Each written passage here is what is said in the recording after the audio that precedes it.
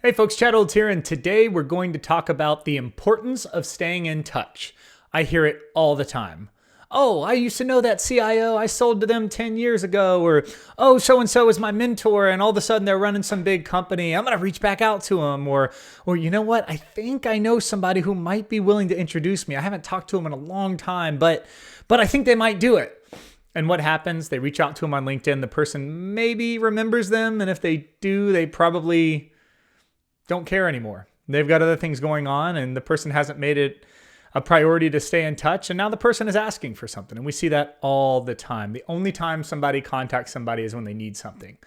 Well, this is the whole point of this podcast today is you got to flip that script. I always say to my mentees that a tiny bit of time spent in politics gives you a huge unfair advantage, right? Most people don't do it. I mean, I'll talk a little bit more about how to be a good mentee, and I might do a different one on how to be a good mentor. But it's amazing how often somebody will come to you and ask you to be their mentor. And you say, okay, great, I'd love to. You have a great first conversation. This person looks super promising, and 95% of the time, they never follow up. And if they do, then 99% of the time, they don't do a third time. It's even a joke between my wife and I now. Whenever I have a mentor that I have a conversation with, or somebody that we meet that's super interested in talking about sales and the career path or business or something, startups in general, we have this big running joke now that what do you think the chances are they'll call back? Or what do you think the chances are they'll actually do that thing we asked them to do? Because if you're going to be one of my mentees, I'm going to ask you to do things. I'm going to ask you to prepare stuff for the next conversation. I'm going to ask you to give me some ideas about what line of business you can reach out to next, and maybe a couple of folks in that line of business, right? They almost never, ever do it. So let's talk about how to stay in touch, the best ways to do it. First of all, on LinkedIn, great. You've friended them on LinkedIn. You've got thousands of friends on LinkedIn, and so do they. And they probably see post after post after post of people they don't really care to listen to. And they don't remember that they're your connection on LinkedIn. So, that helps. But you can kind of take that another step. And we'll talk about that in just a second. How do you take LinkedIn a little bit further? But first, I want to touch on a few of the more basic ones. So holiday cards. This is a great way to stay in touch. I'm lucky enough that I'm with my wife who writes the holiday cards and sends them out for me, writes the addresses.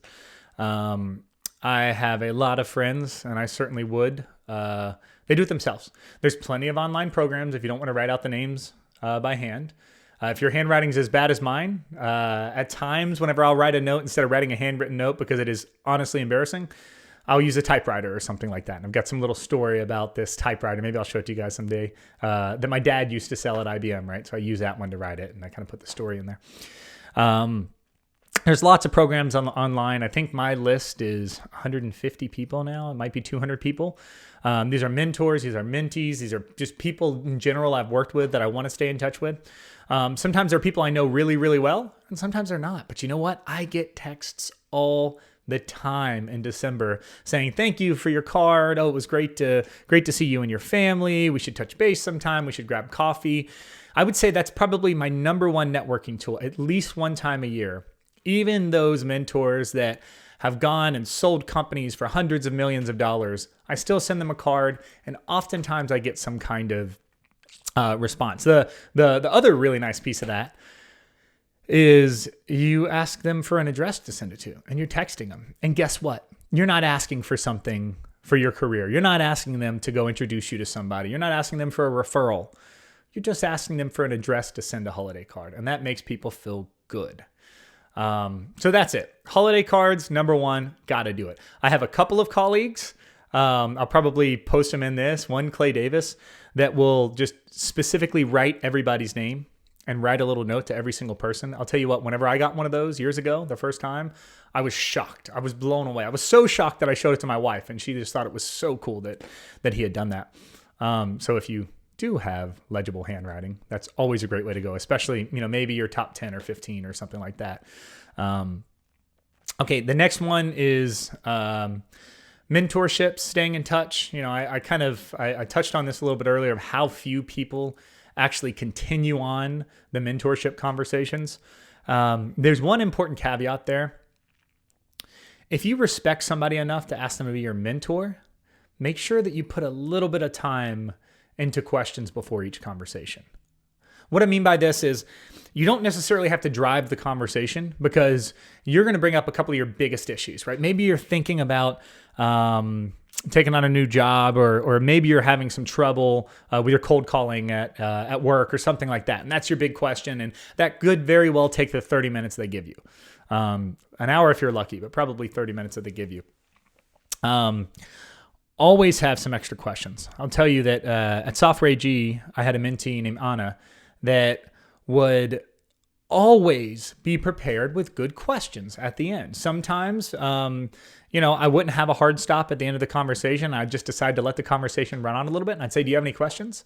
And she always had something. I think the last one was talking about dealing with folks who don't want to respond or who don't want you to call them back. And you can kind of tell, right? They say, oh, you know what? I'm in the middle of something. Can I call you back? And it's the third time. And the question was, do you continue to pursue those folks or do you put your time somewhere else? I just thought it was a great question. And she had 2 or 3 of those at the very end. Super impressive because I kind of never expect people to have more than the one question. It's just like a job interview every time. It takes way more work to be a mentee than a mentor. I'll tell you that. Next thing, I think probably the easiest way to stay in touch is if you think of somebody, text them or call them. If you think of them, call them or text them. That's it. Super easy, right? This could be when you close a deal.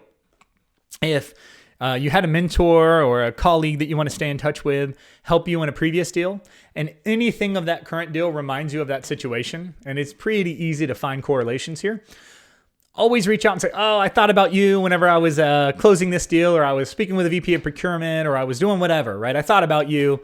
Hope you're doing well. And it's amazing the responses that you get back from that. I've gotten job opportunities because of that kind of thing. The next one is if you're considering a risky move in a deal. And this happens to us at the end of every quarter, especially at the end of every year. The boss tells you, hey, you got to go do this thing and do that thing. And, I've had one tell me to try and find a family member over the weekend of the VP of procurement and see if I could get a conversation that way. Right before making that call, it's always good to have a mentor that you can reach out to, and it makes them feel so good. If you're thinking about taking a new job, you're going to have your core group. You're going to have your 2 or 3 people. Of course, everybody does. But pick somebody else. It makes them feel good, right? And they get an emotional investment into your success. Another thing that you're going to see, a common thread through all of my videos, is trying to make it so other people have emotional investments into your success. That's a great way to do it. What else? A hobby. So one of the biggest influences on my early career was a guy by the name of Mike Madsen in IBM. And he played poker. And that's something that I used in the first interview. At the time, he was running East, VP of East Sales Software at IBM, real big role. And I talked to him about poker whenever I was in the job interview. And then throughout, we went to Vegas all the time with IBM for different events. And, we'd sit down at the poker table or we'd talk about it. Or, sometimes if I'm playing in an event, I still play in big tournaments and stuff. I might send him a text and, maybe take a picture of the floor and all the poker players. And it's a great way to keep in touch because I thought of him. It's a genuine thing. I actually thought of him, and it's like, oh, man. I wonder if Mike Madsen's here, or I wish he was here, or I'd love to go grab a drink with him or something like that if he's around, right? Maybe it's golf for you, right? Maybe it's a video game for you. I had maybe I'll tell the story sometime, but, a VP of procurement, maybe he was a director of procurement at the time, but we played the same video game and we got in the same clan in a shooting video game, and it was very, very cool. So whenever I play it or I see it, I might send him a text.